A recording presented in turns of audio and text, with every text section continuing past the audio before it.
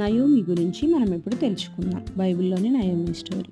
Naomi అనగా మనోహరము, మధురము అని అర్థం. నిజంగానే ఆమె తన మనోహరమైన కుటుంబమును కలిగి ఉండేది. ఆమె తన భర్త ఎలిమెలెకుతోనూ తన ఇద్దరు కుమారులైన మహ్లోను, కిల్యోనులతోనూ మనోహరమైన యూదయ ప్రాంతంలో కాపురం ఉండెను. బెత్లెహేము అనగా రొట్టెల ఇల్లు అని అర్థము.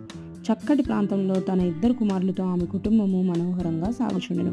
అయితే ఆ దేశంలో కరువు కలగా ఎలిమెలెకు తన కుటుంబంతో మోయాబు దేశానికి వెళ్ళదలిచెను.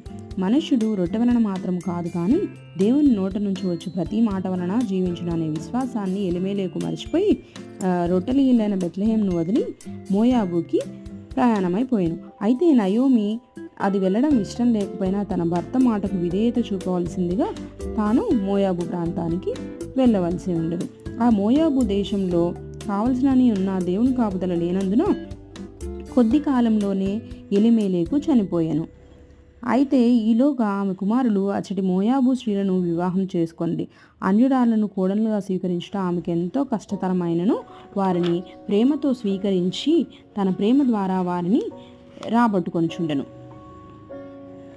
బాధలను భరించుట, శ్రమలను ఓర్చుకొనుట నేర్చుకున్న నయోమి మరో 10 సంవత్సరంలోనే తన ఇద్దరు కుమారులను కూడా పోగొట్టుకున్నాను.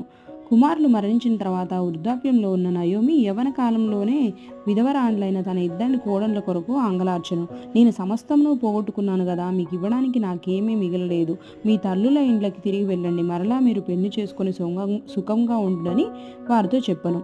అయితే వారు ఎలుగెత్తి ఏడ్చి నీతో పాటే నీ ప్రజల యొద్దకు వచ్చదామని అనిరి. అప్పుడు ఓర్పా తన అత్తను ముద్దు పెట్టుకొనెను. రూతు ఆమెను అత్తను హత్తుకొని నీతోనే నేను నీ ప్రాంతానికి వస్తాను, నీ దేవుడే నా దేవుడు, నీ జనమే నా జనము, నువ్వు మృతి చెందిన చోటనే నేను మృతి చెందను, అక్కడే పాత పెట్టబడదను అని తన అత్తతోనే బెత్లెహేముకు ప్రయాణమయ్యను.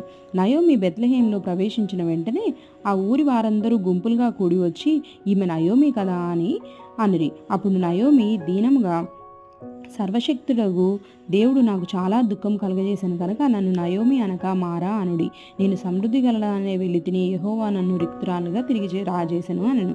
నయోమి యవ్వన కాలంలో విధవగా మారిన తన కోడలైన రూతుని కుమార్తెగా భావించి ప్రేమించి సమీప బంధువు అయిన బోయాజుతో వివాహం జరుగునట్లు చేసెను.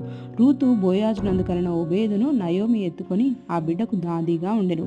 ఎండిపోయి మోడుగా మారిన తన జీవితానికి తన వంశానికి మళ్ళీ చిగురు పుట్టెనని సంతోషించెను. తను ప్రేమించిన 7 కుమారుల కంటే ఎక్కువగా ఉన్న కోడలి యందు ఎంతో ఆనందించెను. తన ముసలితనంలో ఆనందించుచు తన పచ్చదనాన్ని తిరిగి పొందెను. ఆమేన్.